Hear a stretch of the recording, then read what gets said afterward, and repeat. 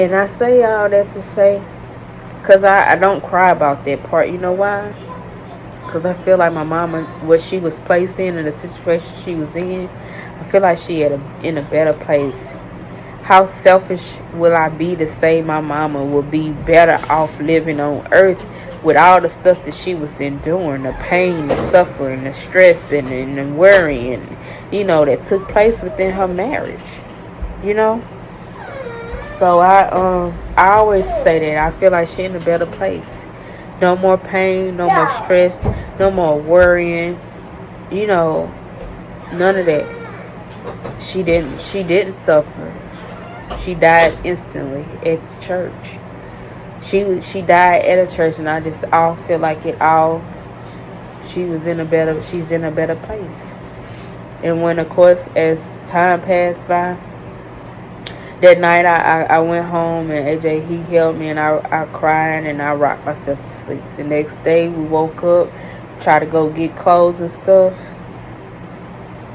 Stepdaddy there with the police, with the locks on the door. My sister couldn't even go in the house and get nothing. We couldn't.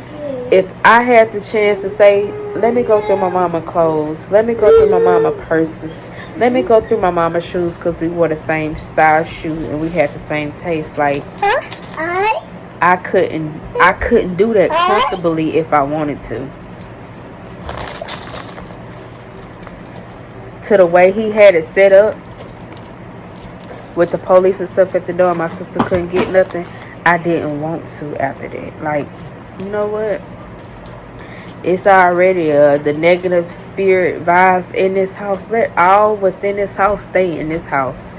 My sister get her stuff, let that be. But I don't want nothing that's in here of my mama's. I don't want to hold none of that. None of that. I don't want that coming in my house. So, and we had to leave. Ivory was able to get a few things, I think, and that was it. I had family, like, we was deep over there. I wasn't by myself. Even Jeremiah, like, at that time, right before my mama passed, she had a restraining order too. So after my mama passed, that restraining order was tore up, ripped up, like it didn't even exist no more. Yeah, she had a restraining order on all of them. Ivory, Jeremiah, all of them, because he had an incident with Ivory right before my mama passed, for Ivory trying to take up for my mama. So yeah, it humbled me more. It opened up my eyes more to where after my mama died, I asked out more friends that I had in high school. I was about my business still with kids and just doing what I know I needed to do. Right after she died, I don't know how it occurred, but however, I have a stepdaughter. Yes, that was before, like I said, we was not married, but we were still together, and another child came into place.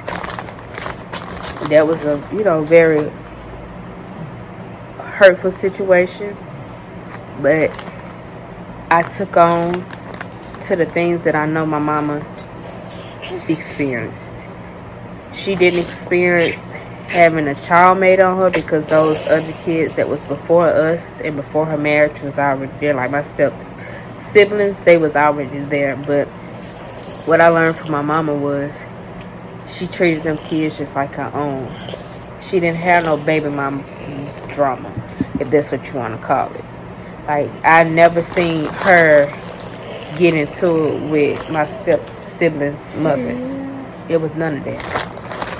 So I feel like if my mama could do it, why can't I?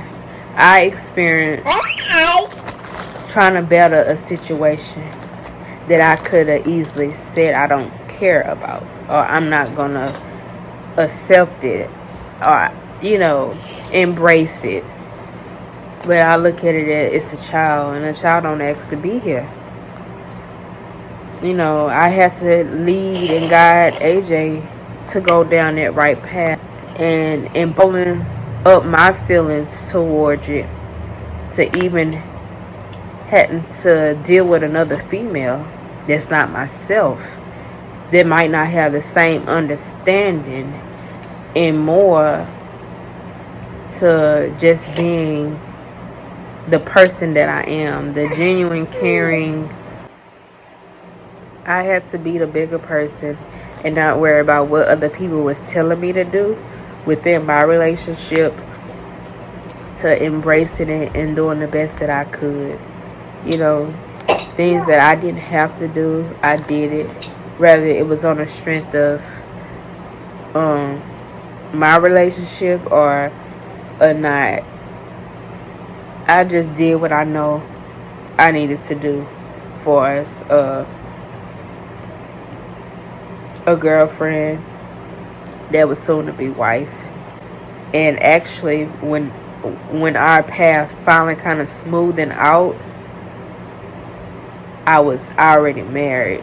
We had just got married whenever that took place, to being able to connect with that situation. And like I said, we was together, but I was upset. I didn't just freely say, you know what, I'm done with this situation. I don't want to be with you no more. I didn't let the words of other people get in my head. Although it was close relatives that has said so many things to where it kind of made me feel some type of way. But I've never just freely said that I was done. I've never fixed myself to tell anybody, even when we was boyfriend or girlfriend, like, I'm done with AJ, because I've never wanted to be that one to say, dang, I just told them people I was done with him, and then they see me back together, because I knew how it was. Like, and that's why I try to tell people to be mindful of your relationship problems and stuff. Don't let everybody know every tad bit of your every move, because when you backfire or go and put yourself in reverse to going back to saying, oh, I'm gonna move forward, I'm gonna do this, and it's like they mark every step along the way that you've made and say, wait, she said she wasn't gonna do this or go this place no more, but I'm, like they tracking you down with your own words, if you get what I'm trying to say. So I never wanted to be tracked down with my own words. Whatever I say is what I mean. And I've never wanted to just say something that I don't mean. So I've never just told nobody that, and I've never wanted nobody to get in my head to say anything that I didn't feel I was ready to do. People call me crazy. You crazy, I wouldn't deal with that. But at the same time, I know I've been in this relationship for so many years, and I'm not going to sit there and say that yes, time is what make a person, or you don't want to give up all these years, because sometimes everybody's relationship is different. I just knew the potential AJ had, and I knew that the growth that he had, came up on the maturity level. I'd be crazy if I just let him go because of this. Yes, it's another child involved. Yes, it's another female that I'm going to have to deal with, and just all of it that takes place. I don't want to make it sound bad, because it ain't good. It didn't sound good, and it wasn't a good feeling. But I just knew that if I let him go, and I already have my lit family, somebody can easily pick that back up and continue with whatever go on along the way. And you never know how a person can change along the way. I wasn't perfect. I didn't sleep around with nobody, but at the same time, mistakes happen. Things happen. Anything happens. So, and I ain't the one to just quick to just throw my hands up. I'm going to fight it out. Pray about it. And, when I say fight it out, I mean it like I'm not easily to give up.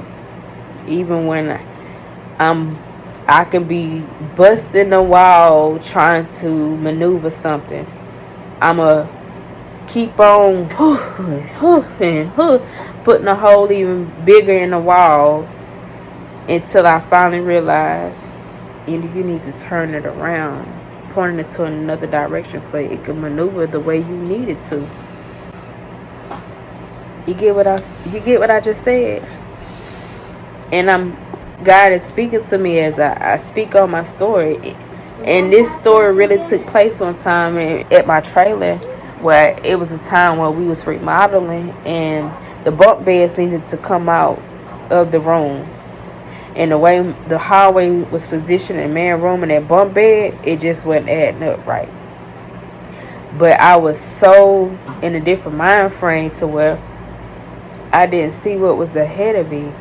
So as I'm trying to get the bunk bed out, I'm just jerking it and jerking it and jerking it and putting a hole in the wall. It's my wall, my trailer, I don't care.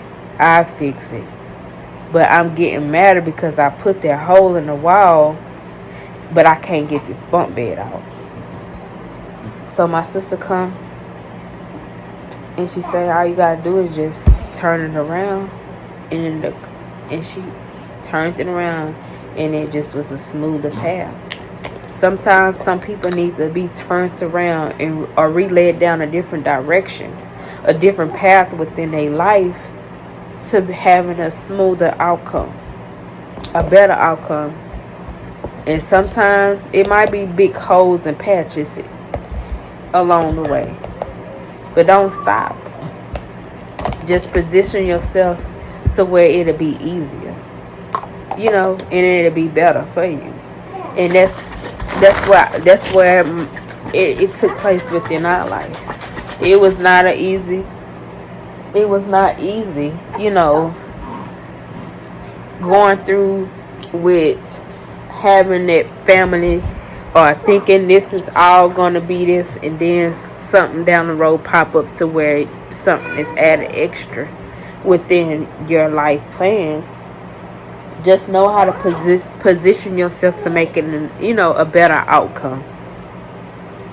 It ain't gonna be easy, but it'll be all worth it at the end. And that's all I'm gonna say about that situation. And never allow anyone to tell you nothing that they've never experienced before, in their relationship, in their life, however, whatever. Even if they have, don't be so easily set off of what somebody else tell you. If it ain't the voice of God or signs that saying, do this or do that, or just manifesting or giving you confirmation within your life, don't just go off of what somebody else is telling you, because I'm telling you, all what other people say, oh, I'm not going to do this, I'm not going to do that, and you crazy from doing this and you crazy from doing that. I promise you, if they was in your shoes, they would know how to stand up to even walk in them. I can promise you that. So back to what I was talking about. After my mama died, that's when that situation took place. All that, along with me attending medical school. I graduated as a medical assistant. I got my phlebotomy certificate, and what else? It was something else. Like, it was like 4 different things. Coding. I done something else as well, but I graduated. When I was taking that class, I wanted to drop it right after my mama died, but the lady was like, why? And I told her I had just lost my mama. I didn't feel like I needed to attend school, that they could go on with the class. And she was like, baby, we can hold off for about a week and a half, 2 weeks. Are you fine with that? And that gave me time to make funeral arrangements and do whatever I was needed to do before I felt like it was okay for me to attend school. When I attended the school, I was so antisocial. I didn't talk to nobody hardly. I came to school and did what I needed to do. AJ was watching the kids for me while I was in class. The school was like right up the road from my second apartment, like really 3 minutes, if that. And I would leave class, go eat, come back to the school. But I was planning on either purchasing a house or buying something. And I was very undecided. Like, you know, my mind frame was set different. Like, I was in class learning, but I was trying to plan my next move. And I ended up getting approved for a house. I ended up getting the steps to take to be approved for a house, but I didn't go with it. Like, I was told like what the amount to be looking for, going to different houses, visiting, taking pictures, and having the pictures and decide which location I wanted to be in, whether it was a house or I think that she did show me like a double wide with nice land and stuff. But eventually I was like, you know what, it'd be worth it.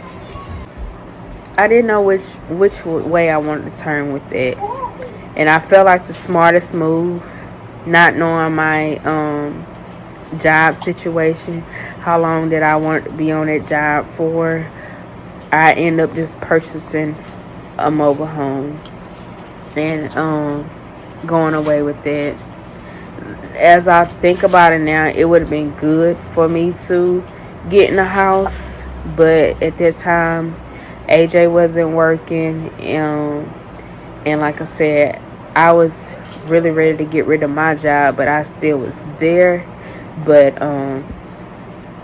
what if I missed the payment? I ain't want to, you know, be losing my house. You know, I thought smart about it. So and then too, my grandma was getting sick. She took sick after my mama died. So I was kind of like her caregiver way before my mama passed, because I was working with her too. That was like a second job.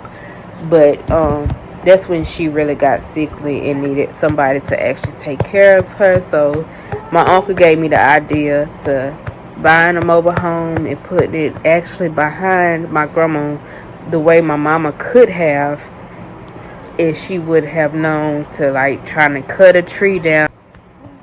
If she would have known to cut a tree down and add a driveway and able to actually put a mobile home on the, you know, in the back part of where my grandma took up most of the room. Remind you, like I said, I did have to cut trees and stuff down to getting that done. But we end up moving from my second apartment and stand behind my grandma, and it was a help for her because, like I said, she took sick and had a stroke and stuff after my mama died, because they was close. So after that, we end up getting married 2014. So 2 years after Ariel was born, we end up getting married July the 5th, 2014, and that was when Amari was here. So we had 3 kids then. We was getting closer and closer. I say we was getting closer. We was not growing apart, but it just seemed like AJ became more of a family man and slowing down slowly and slower. You know, he was slowly slowing down. We you know, we got all the things that the kids would want in a yard. I will be out there cutting grass with them. And I say all this now to say that when I had to cut grass, when I had to pick up sticks in the yard and stuff, that made me appreciate what I had of my own more. So I'm not going to sit there and say that the things that my stepdaddy made me do was evil. It opened my eyes more that if I was out on my own, I was able to take care of things of my own yard. You know, granted, if I didn't have a man, but even so, like, that was his first time experiencing have to cut a grass and, you know, keeping up your yard and stuff like that. So it was a fun experience for us. You know, I love being out there grabbing him a water and taking him a towel out there to wipe his face. That, you know, humbled us more to being able to be out in the yard. So I'm not going to sit here and, like I said, say that he I felt like he was evil. He taught me independence for as I guess if I was on my own. And one thing I can remember when I did stay with them, he always told me they've always tried to work to get 3 houses. They already had the house that they was living in the mobile home, but they was working to get a 3rd house, being that it was my mama 3 kids. Granted, he got other kids too, y'all, but he used to sit there and say that, because you know if something was to happen to your mama, you really wouldn't get nothing right. Like, and me being a child that I was, like, I didn't run and tell my mama certain things. I didn't. So Ira is back up, y'all. I'm trying to hurry up and finish. So yes, he used to say that I wouldn't get nothing. Granted, after my mama died, I was the beneficiary, so I did what I needed to do. And that's why I say I end up buying a trailer, cleaning the land, and some other stuff, to where I wouldn't have to worry about if something was to occur and I missed a payment. I've never been the type that try to buy furniture and paying on furniture and stuff, because you never know what would happen to where you don't want. I've never wanted nobody to be at no door saying they ready to come pick this up because I missed the payment. You know, say anything can happen. So yes, once my mama died, you know, the car was in her name as well. She co-signed for me, and I ended up having to get the tags or something hadn't expired on it, so I needed to go to the DMV for this particular situation. And when I went and took it, they was like, "Who is Denitra Wells?" And I was like, "That is my mother, but she passed or whatever." She's like, "Well, do you know whenever you get ready to pay off on your car, you know that if she have a living spouse, he would have to come up here too to sign the papers to change it over in your name." So I'm like, huh? So yes, that's when that took place. When I was getting phone calls and words passed to me saying that, yeah, you know, when you finish making your payment on your car, such and such said that, you know, he gonna take it, or you gonna be paying on a car for nothing. So I even called the police one time because I was like, is this true? Then the police, of course, saying that no, they can't come take it. Why it's in your name and this and that. But so yes, the car loan people also agreed and said that it was true. He would have to sign the papers over in my name.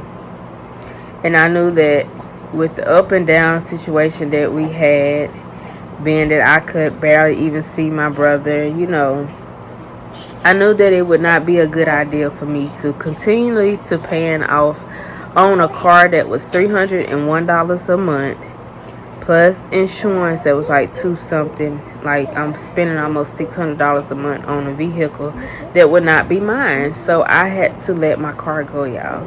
I had a repossession for that car, and God blessed us to when we was able to get in a truck for the kids, you know, and we didn't have as many then, but it was just, you know, a better situation to where I didn't have to worry about me paying on a car. I actually could have paid the car off, and glad I had somebody tell me, you might as well just pay your car off.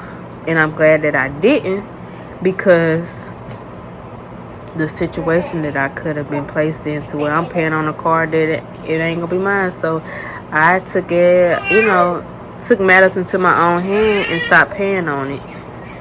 And it took them a long time to come get the car. Like, I hadn't called and told, like, I voluntarily gave my car up for repossession, but on my credit now it states that like it was just a repossession. Like, I called them people several times and everything. Like, they just made it seem like I gave it up for no reason. I had a reason behind it. So yes, comfortable in the trailer, the yard, able to move from one yard to the next yard, checking on my grandma, working and whatever. I eventually started working with my grandma after Amari. Got the phone call from my uncle saying he no longer needed me to work for no more, and I kind of got upset about that because it was like people looking on the outside not knowing what's going on the inside. I felt like I had family members or somebody going reporting certain things to him, not really telling the truth or the whole truth about stuff. Like, I feel like it's true when they say family members fall out with each other about money and stuff. So yeah, I didn't want that to be the issue, like, to which it wasn't making me or breaking me. I told him my grandma was my grandma, but my mother hadn't already passed. If he felt like I wasn't doing a good well of a job with my grandma, come get your mama. That's what I told him, you know, because I had family members surrounding me that never came to help me with my grandma. It was just me and my husband and my sister. It was times I could barely help get my grandma out the tub and taking her a bath, and husband didn't have to help, you know, help her out in the tub. We wrapping her up, and she, AJ, I am so sorry you have to do this, and you know, but he didn't mind it because we genuinely did from the heart, and not because I was getting paid off of a couple of $100 every 2 weeks. My check was not all that, but I was doing it because, you know, I love my grandma. Did her hair, went to the stove, cooked and cleaned until it got to a point where I limit myself from certain things, because she had a cousin of mine and his girlfriend staying in the house, and the minute you bring something in there or the minute you do something, they doing the opposite. Like, it just was not mixing right, and it just, I'd rather my grandma come back there where I was and me do what I needed to do on the clock versus me coming into her house. And she understood that. Like, we had the understanding, but other people didn't know what was going on in this situation. And I said, you know what, you don't want me to work no more, fine, that's what it's gonna be. And I released myself from that situation, as well as getting that phone call, a very unpleasant, you know, I was not pleased with that, but it is what it is. At the end of the day, it's no hard feelings. I just really backed off certain family members after that took place, because it opened my eyes up more. Like, people fall out with you over $1 that they don't have in their pocket. Little did they know it's not really much that it's doing, but I'd be more off not getting it.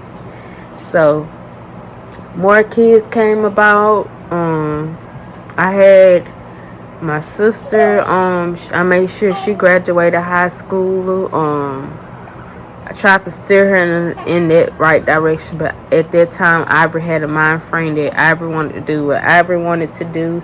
You couldn't tell her nothing. You know, she had friends that came in and went, and she was actually good in basketball. Until her leg got injured. Like, she could have went somewhere. I feel like my sister could have really went somewhere, and she was a good jumper. Like, and they with that hand and long arm of hers, I was very supportive of my sister. Like, when she was in school, when she played basketball, we went to her games and stuff. I made sure she was updated with the right things that she desired. We did see my brother. I made sure he was laid with the things he desired. I made sure to do what I needed to do for us being a big sibling on my behalf. We stayed not clashing right with certain things, or it made it seem like it brought tension into my, you know, my household within my marriage. Little did I know that this particular female, AJ, broke her virgin, you know, when they were younger. Like, this is before my time. So I had this one female in my house, and I'm not even knowing this. And when mess pop up, I think it was a situation that she tried to add AJ along with a story that she told. And me and my sister was thrown off because we didn't know that they, you know, had a situation going on before our time, you know. Because the little that I know that, I probably wouldn't have had her in my house like that, you know. I'm not saying that I'm insecure about, you know, my status. But she younger. And, you know, I'm not even going to say it's an age thing. I just feel like that's not appropriate.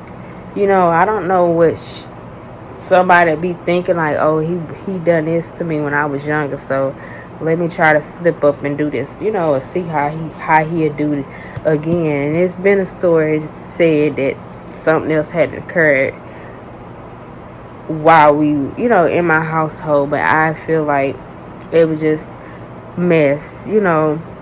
A story went around and it kind of separated me and my sister, and then it had me looking at my own husband sideways, because I'm like, if you knew all this time that you and her had dealings and you did this to her when she was younger, although it was nothing more than that, you know, he did that and that was that. AJ was a little firecracker then, you know. I ain't saying that I was all peaches and cream either, but he was lit.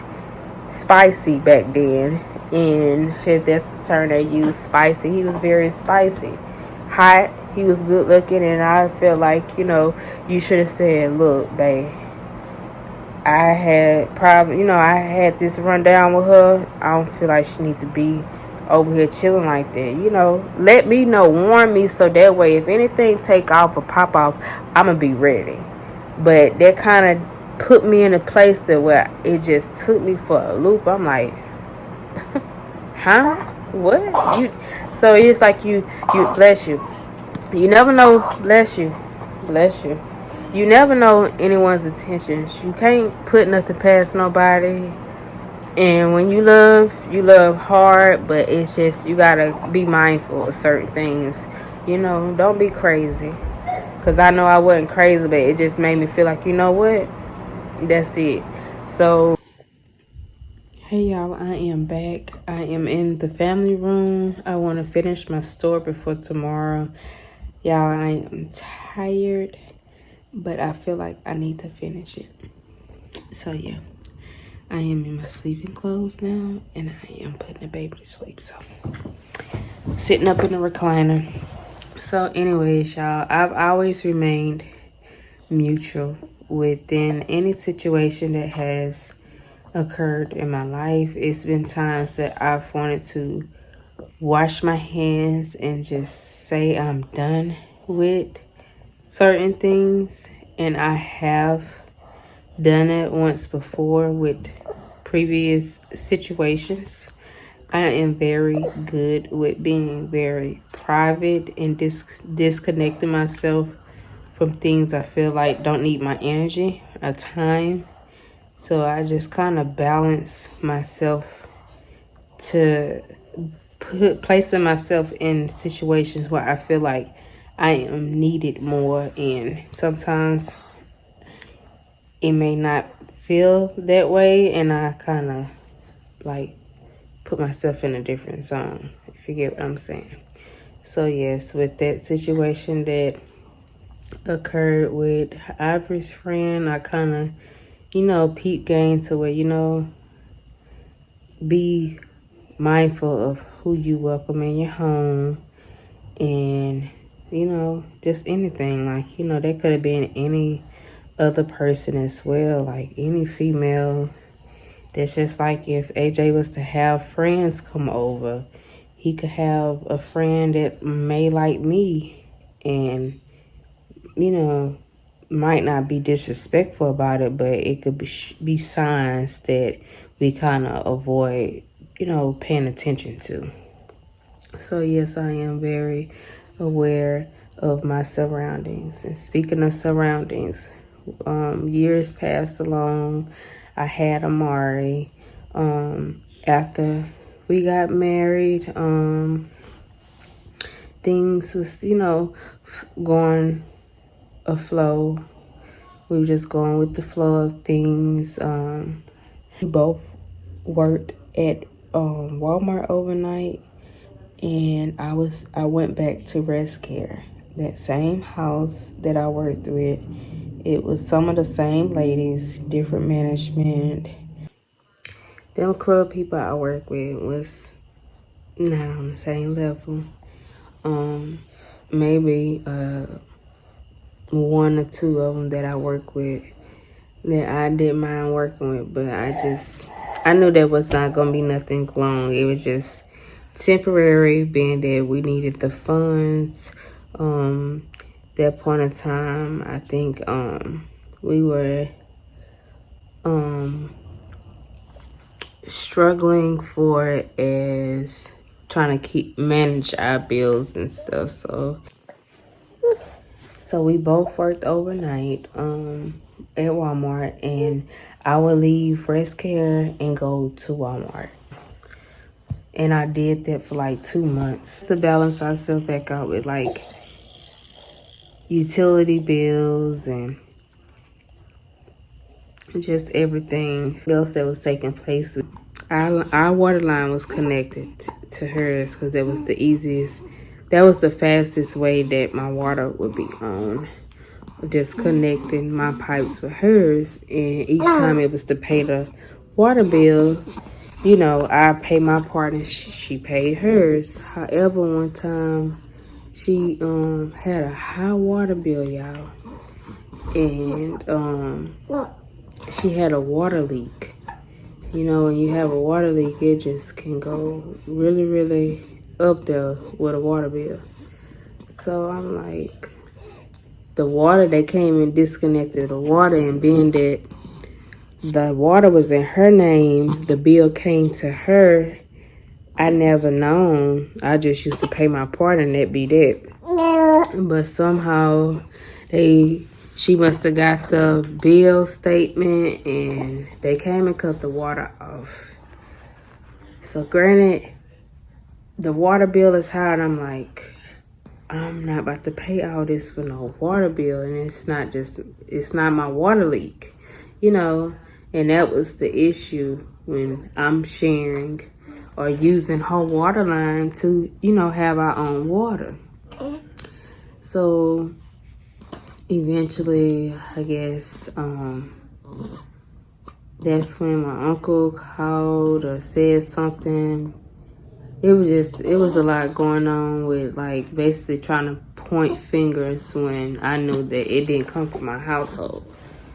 So we were both out of water, and when I tell y'all, it's a humbling experience, and I'm sharing my struggles with y'all, and I'm not embarrassed about it, because that, you know, that was a lesson to be learned, that we had to buy gallons of water for over a month. Over a month. I was still working at Rest Care. We had to boil water over the stove and take baths with, you know, boiling the water and dumping pots of water in the tub. And every time we got ready to cook and wash dishes, had to boil the water and pour water in the sink to washing dishes and rinsing food off with a gallon of water. I never forget my daddy, when he was doing good, he was driving trucks, and he stopped to see us, and I had to pick him up from the truck station. I had to warn him, like, hey, you came at a wrong time, like, you know, our water off, and it's not because we just couldn't pay our bill, it's because we was tied up with my grandma bill. And came at the wrong time. He's like, oh, I'm a truck driver, I'm used to it. So it's like, it wasn't a moment to be embarrassed about, you know. So like I said, I worked the Rest Care, and that was to ensure we paid catch up on bills, as well as needing a deposit for the water company to come out to dig a hole and to install like a water meter for our driveway. And that was like over like almost $300.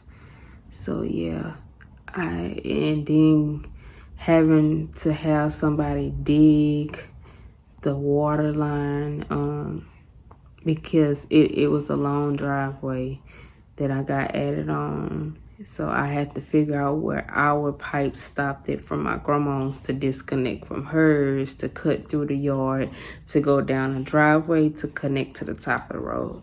So it was a lot, but eventually it got done. And I was just, you know, we was playing catch up, trying to balance everything back out. And like I said, I did the Walmart job for 2 months. And within those 2 months, I didn't even know I was pregnant. Hadn't got pregnant when I even wasn't showing or nothing. But I just, that's when that morning sickness and stuff started to get to me. And it was just a temporary job. I had got offered a position to be a cashier, and I just knew that it was nothing I wanted to do. I didn't mind working with overnight crew. You barely see people, do your job and get out of there. I ain't no person that want to just be in front of people face if I ain't got to. So yes, after that occurred, we was able to manage a lot.